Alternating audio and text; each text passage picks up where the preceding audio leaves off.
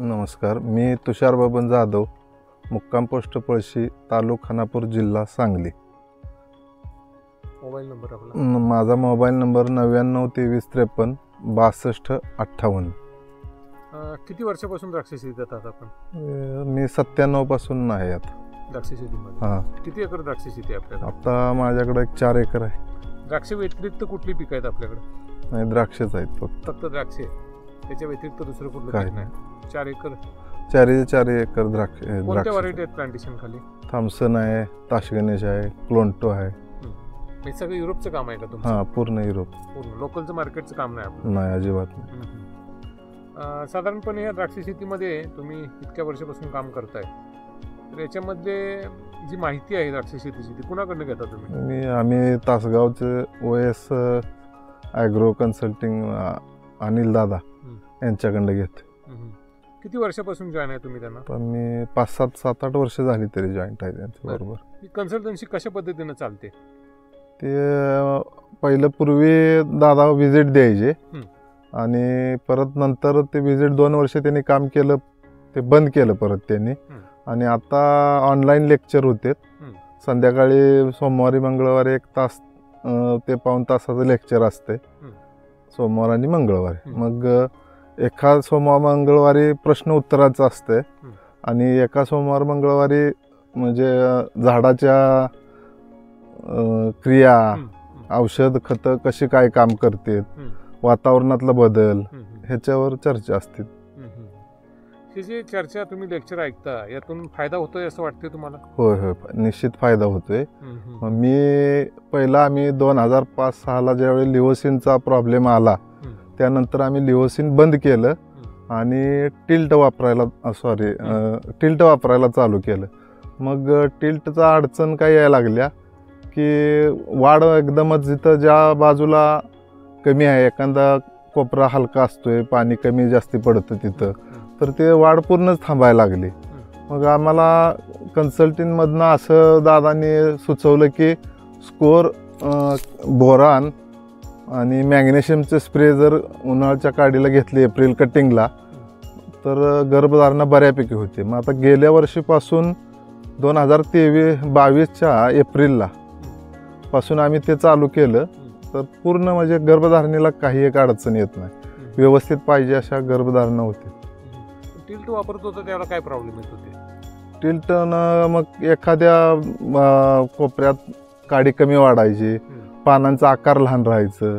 मग पानांचा आकार लहान आले की काम कमी त्यांचं. पण गर्भधारणेवर काय परिणाम होत होता का टिल्टचा? नाही, आम्हाला पण असंच पहिला म्हणजे शेतकरी काय सांगितलेलं की असंच कोणतरी बाबा ते वापरा तुम्ही, मग त्यानं गर्भधारणा होते. मग होत होती का गर्भधारणा? नाही, यात कमी तसं काय फारसं काम करत होतं असं काय नाही ते. त्याच्यापेक्षा मग आता स्कोर आणि मॅग्नेशियम बोरानचे हे स्प्रे घेतोय दादानी सांगितल्यानुसार, तर गर्भधारणेला अजिबात कुठेही अडचण येत नाही. आपले एकरी उत्पादन साधारणपणे किती आहे? एकरी 10 ते 12 टन एक्सपोर्टचं उत्पादन युरोपसाठी पाठवतो. हां, युरोप. टोटल किती निघतंय? 15-16 टन. 1-2-3 टन हे लोकल मार्केटसाठी.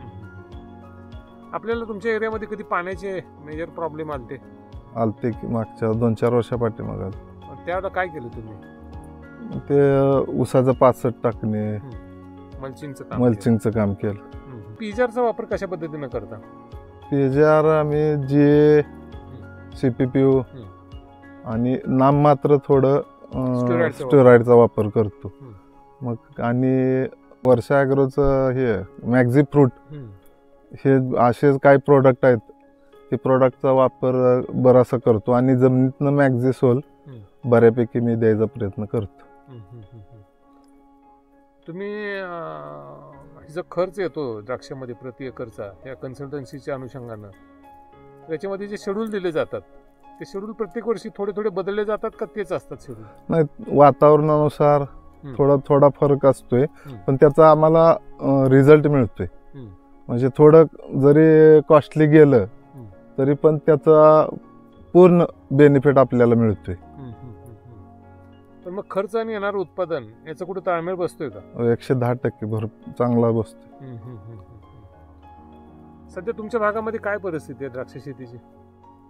आता आमच्या इकडे युरोपचा प्लॉट असल्यामुळं थोडं आता रेट कमी आहेत, फार चांगले आहेत असं नाही, पण तरी पण लोकांना चांगले पैसे होते द्राक्षात. असं काय परवडत नाही असं काय नाही. तुमच्याकडे क्षेत्र मर्यादित असल्यामुळे तुम्ही थांबलाय, नाहीतर पुढे अजून शेती वाढवायची इच्छा आहे का तुमची? होय, क्षेत्र मर्यादित. क्षेत्र मर्यादित, पाण्याची इथं आम्हाला अडचणी आहेत, डोंगर भागावर असल्यामुळे आम्ही सगळा डोंगराळ भाग आहे, डोंगरावर हलक्या जमीन आहेत, हलक्या जमीन, पाणी अतिशय कमी. ठीक आहे, सध्याच्या परिस्थितीमध्ये तुम्ही शेतकऱ्यांना काय सल्ला द्याल?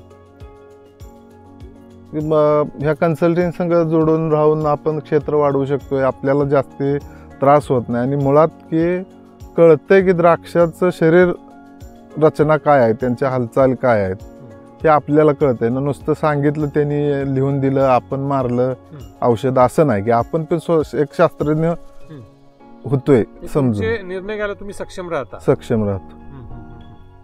शेतकऱ्याने काय करायला पाहिजे आता? ऍक्च्युअली अभ्यास करून शेती करायला पाहिजे का नाही? शेती करून अभ्यास करून केली पाहिजे. आता आमच्या गावामध्ये 100% एक्सपोर्ट करते पळशी, मग आम्ही पहिल्यापासून ह्यातच आहे. मग आमच्यासारखं पूर्ण गाव आमच्या भागात एक्सपोर्ट करणारं कोण नाही.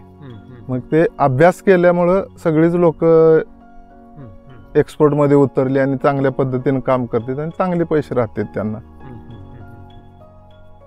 ठीक आहे, धन्यवाद. नमस्कार.